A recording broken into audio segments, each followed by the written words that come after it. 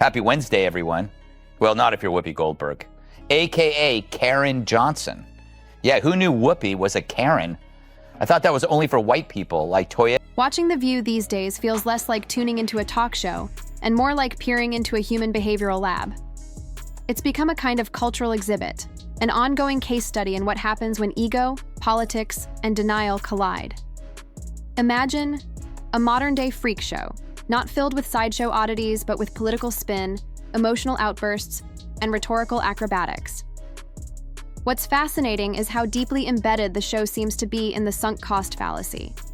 After years of promoting narratives that often veered far from the truth, how do you suddenly pivot?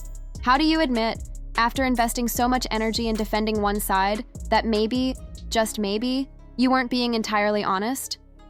That's the bind they're in. Telling the truth now would mean acknowledging that they weren't just misinformed. They were actively misleading. And that's a tough pill to swallow, especially when pride is on the line. And yet, it wouldn't take much to reclaim a shred of integrity. Just a simple, honest confession. We despise Trump to such a degree that we bent the truth, supported Biden unconditionally, and justified our actions as being in service to the greater good. That kind of candor wouldn't erase the past, but it would at least show a willingness to own it. Yes, it would still be morally shaky, but it would be real. Instead, we get performance after performance, opinion masquerading as moral clarity. And sometimes, as Whoopi Goldberg recently learned the hard way, clinging too tightly to the illusion starts to unravel the whole act. Sarcasm, when it's wielded well, doesn't always ricochet. It lands. Hard. And for Whoopi Goldberg, it landed. Like a punchline with no safety net. After Gutfeld and Timpf came at her with the kind of biting humor you'd expect from a late-night roast, it wasn't just a clash of opinions. It was a televised unraveling. What happened wasn't your average disagreement. It was a precision takedown, a verbal uppercut that left Whoopi visibly shaken. One minute she was holding court on The View, radiating her usual confidence, and the next, well, she looked like she might be Googling how to bounce back from being publicly torched. So what did they say that hit so deep? This wasn't just a jab. It was the kind of moment where the mask slips, the laughter fades, and the vulnerability shows. And when it did, it turned a heated exchange into a full-blown viral spectacle. This wasn't just a media moment. It was a cultural snapshot of how fast the mighty can stumble in the age of instant backlash. And trust. This is one clip you'll want to watch twice. Whoopi Goldberg wears many hats: actress, comedian, and longtime face of daytime television. But in recent years, she's also become the high priestess of what might be the most delicate soapbox in modern media. Perched at The View's grand table like it's her own personal podium, she often delivers bold declarations with the certainty of a courtroom verdict, even when the evidence is paper thin. There's a unique kind of confidence that comes from holding both an Oscar and a microphone, and Whoopi's got both. But somewhere along the way, that confidence began to blur the line between conviction and assumption, as if her Hollywood accolades automatically granted her moral authority on everything from geopolitics to internet drama. And sometimes, even on facts that are easily disproven with a quick search. It's not that she's always wrong. It's that the delivery often overshadows the substance. Grand statements wrapped in emotional certainty, offered up to an audience that's expected to nod along. And as the debates around her grow louder and more divisive, it's fair to ask, is this still thoughtful commentary, or just theater wrapped in self-importance? Because these days, when Whoopi speaks, it doesn't just spark discussion. It draws a line in the sand. Oh, it's so cute when one of their side gets punished. They sulk like they ran out of raw cookie dough in the green room. Yeah, ABC suspended Whoopi for 2 weeks because she said the Holocaust had nothing to do with race.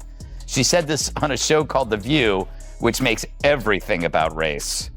Except now. Recently, Whoopi's long-standing soapbox finally crumbled beneath the weight of irony, hypocrisy, and a precisely delivered verbal blow from Gutfeld and Timpf. It started like any other episode of The View. Whoopi launched into her trademark routine, dramatic tone, emphatic hand gestures, and a flood of righteous indignation.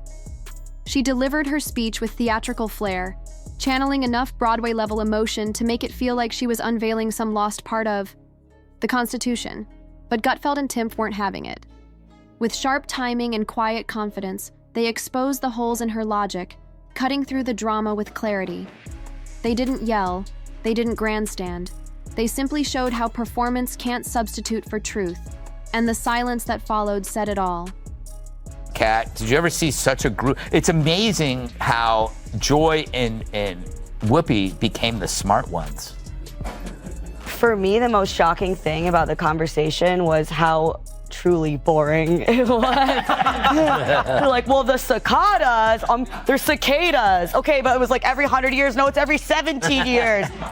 Do you know how many Emmys this show has? 31. 31 Emmys? This show has 31. I mean, I'd hate to see the conversations that don't make headlines. It was business as usual, until Greg Gutfeld decided he'd had enough of Whoopi's Broadway-style theatrics and abruptly cut the spotlight. Gutfeld didn't come in hot with rage or personal jabs. He came armed with something far more devastating. Cold, clear receipts, razor-sharp wit, and that unnerving ability to unravel someone's entire argument while wearing a casual smirk. Picture it, a man at a backyard cookout flipping burgers while calmly explaining why your emotional meltdown makes less sense than a Hallmark film. About functional government, that was Gutfeld. No raised voice, no personal vendetta, just precise logic wrapped in sarcasm. Then came the moment that sealed it. When Whoopi stumbled through an argument, suggesting the Holocaust wasn't about race, Gutfeld responded with brutal clarity. That's heroically stupid, even for The View. He didn't stop there. He broke it down with unsettling simplicity. What did Hitler mean by master race? A track meet? For a show that thrives on outrage, this wasn't just a disagreement. It was a surgical dissection. Gutfeld didn't rely on theatrics. He relied on coherence. And as he peeled back Whoopi's argument layer by layer, the tension in the room made it clear. This wasn't a debate. It was a dismantling. Selective memory seems to be Whoopi Goldberg's most consistent co-host. 1 minute she's championing free speech. The next, she's casting out anyone with a differing opinion. Greg Gutfeld didn't need to raise his voice to call it out. He simply aligned her contradictions like a game of ideological Jenga, and the whole structure collapsed, without him ever having to deliver a final push. There's something unnerving about watching someone once hailed for speaking truth to power morph into a mirror image of the very establishment she used to critique. Gutfeld exposed The View not as a forum for honest discussion, but as a choreographed pageant of outrage, where applause cues drown out nuance and hosts double down on shallow takes wrapped in righteous flair. And Whoopi, she's not just part of that machine, she's been its ringleader. Or at least she was until Gutfeld stripped away the illusion. He didn't stop at calling out hypocrisy. He peeled back the glossy surface to expose something deeper, our culture's decline, camouflaged by celebrity virtue signaling. It's easy to cry injustice from the comfort of elite bubbles, surrounded by sycophants and media buffers. But what happens when that bubble bursts? Cue Kat Tim. Her satire was scalpel sharp, mocking the disconnect between the show's hosts and real-life struggles.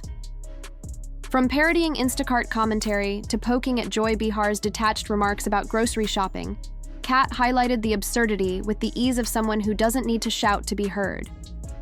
Butel and Gutfeld didn't just go after Whoopi, they exposed the emptiness of her every-woman persona. Because here's the truth.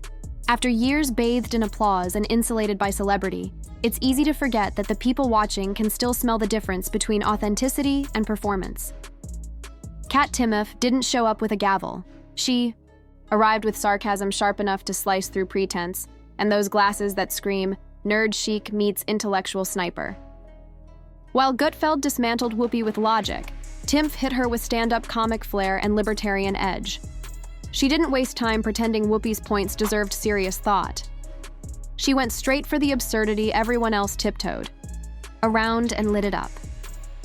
Her strength lies in exposing fake moral authority with biting humor, and The View handed her plenty to work with. She ripped apart the myth of Whoopi as the universal voice of reason and suffering. And when Sunny Hostin praised herself for tipping Instacart workers, Timpf turned that into a punchline about rich people playing activist while ordering groceries.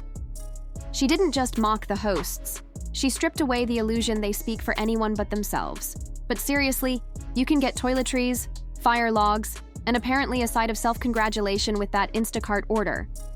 The moment Whoopi had to reassure everyone that she tips generously, it was like even she knew how out of touch she sounded. Kat Timpf didn't miss a beat, tearing through Whoopi's carefully built persona like a bloated high school essay, long, repetitive, and stuffed with fluff.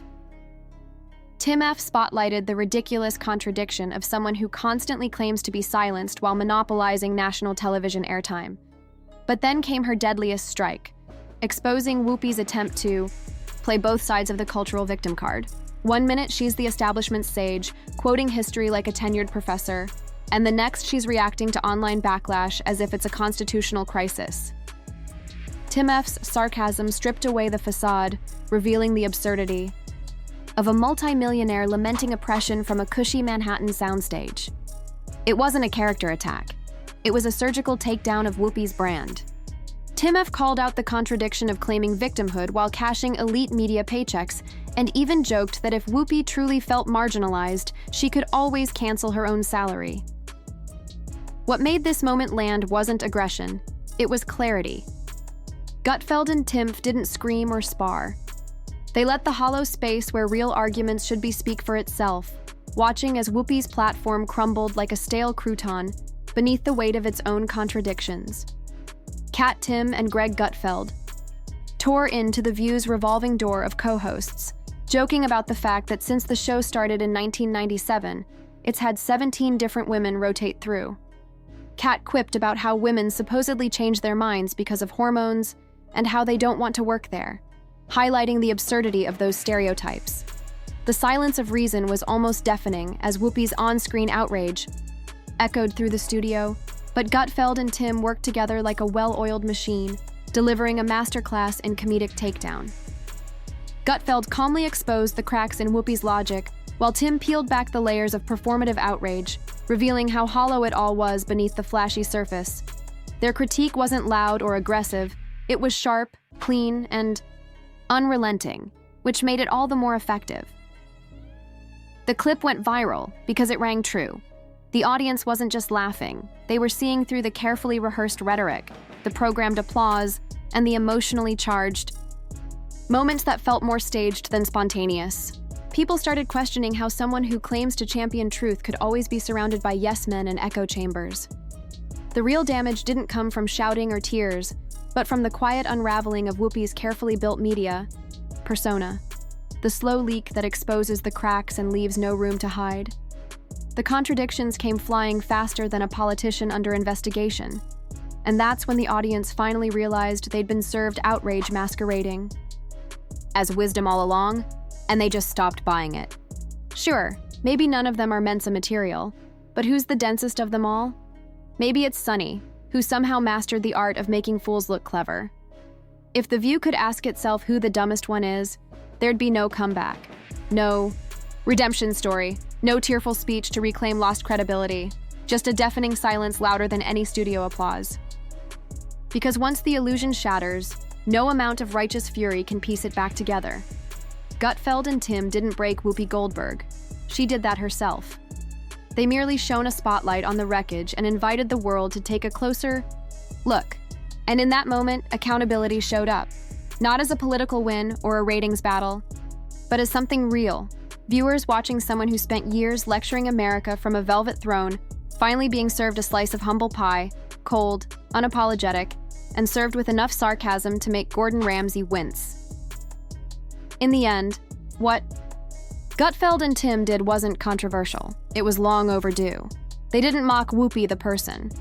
They dismantled the myth of Whoopi, the belief that moral immunity comes with a desk, a camera, and a louder voice. What they delivered was the intellectual equivalent of a demolition derby, running on cold, calculated control. Gutfeld toppled, the very foundation of Whoopi's soapbox, with nothing but a smirk and a spreadsheet. No yelling, no theatrics needed.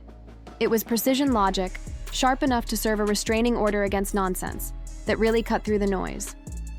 I was stunned when she responded so defiantly, claiming there was nothing she'd do differently. Then, just to clear the air, She threw in that she was involved in all of it. Yet here she was, running as the opposition. It would have been so much easier, so much smarter, to say, there's plenty I'd change, and I'm ready to change. No one was going to drill her on specifics in that interview. Why not seize the moment? But the way Whoopi looked at her, that glance was something else. Equal parts stunned and, oddly, captivating. Definitely Hallmark Christmas Channel vibes. But here's the real story. Not just that Whoopi looked shaken or that the critiques landed hard, but that the audience finally saw behind the curtain. The whole setup cracked open. The performative outrage, the smug moralizing served up with brunch mimosas. It all lost its luster. Because Whoopi's real unraveling didn't happen on camera. It wasn't a dramatic meltdown with tears or shouting. No, it was something deeper, more existential. A mirror was held up, and what stared back wasn't strength or wisdom. It was the harsh truth that the throne was made of cardboard, the crown cheap plastic. Gutfeld and Timpf didn't break her. They just showed she was already splintering beneath the surface. Now we're watching the old daytime TV formula drag itself toward the finish line, like it skipped its vitamins and forgot what decade it's living in. And if this is still being hailed as America's moral compass, then the country's spinning faster than a weather vane caught in a tornado with serious commitment issues. The message came through loud and clear. Celebrity status doesn't equal credibility. Shouting doesn't guarantee you're right. And being a familiar face since the Clinton era doesn't automatically make your opinions relevant in 2025. This wasn't some culture war showdown. It was a reality check. Whoopi's unraveling wasn't a sudden, tragic fall from grace. It was the inevitable result of building a reputation on relentless outrage without ever stopping for self-reflection. So if you're curious how the mighty fall, don't expect fireworks or fury. Instead, watch for a knowing smirk from Gutfeld, a sharp one-liner from Timpf, and a collective sigh of exhaustion from the public, finally realizing the Emperor's monologue was just bad improv all along. For those still following, this wasn't mere entertainment. It was a masterclass in dismantling self-appointed sainthood on daytime TV, led by a comedian armed with facts and a libertarian with zero patience for pretense. Meanwhile, Johnsonville is recalling over 42,000 pounds of pork sausage contaminated with plastic fibers, all traced back to a single New York City location, because hey, reality bites. But despite the recall and controversy, thanks to liberal privilege, Whoopi clings to her spot. Fair enough, since she apologized, though not before digging a hole even deeper than the one she was already in. Enter Cat Timpf, not with fury, but wielding her trademark dry, sardonic wit, slicing through pretense like a katana forged from sarcasm and caffeine. If Gutfeld tore up the blueprint, Timpf set the wallpaper ablaze. The illusion crumbled faster than the View's ratings after Joy Behar declared, "I did some research." This wasn't a debate. It was a quiet, relentless audit. No dramatic music, no pounding desks, no live audience gasping like an opera crowd in corsets. Just cold, sharp truth dismantling a fading empire. They just laid out the receipts, plain and simple. Compared to Whoopi's over-the-top drama, their critiques were like a calculator calmly schooling a mime, precise and unshakable. The clip blew up online like glitter caught in a gust of wind. Twitter turned into a blazing bonfire of sarcasm and memes. Instagram Reels morphed into digital dartboards, and TikTok flooded with teens lip-syncing Gutfeld's smirking takedown like it was Shakespeare performed with actual laughs. And the comments? Oh, the comments. Thousands of people, in their own words but with the same punchline, wondered aloud. Were we ever meant to take the View seriously? It was as if society finally realized the Emperor wasn't just naked. He was rocking a bathrobe and feather boa, yelling into a hairbrush.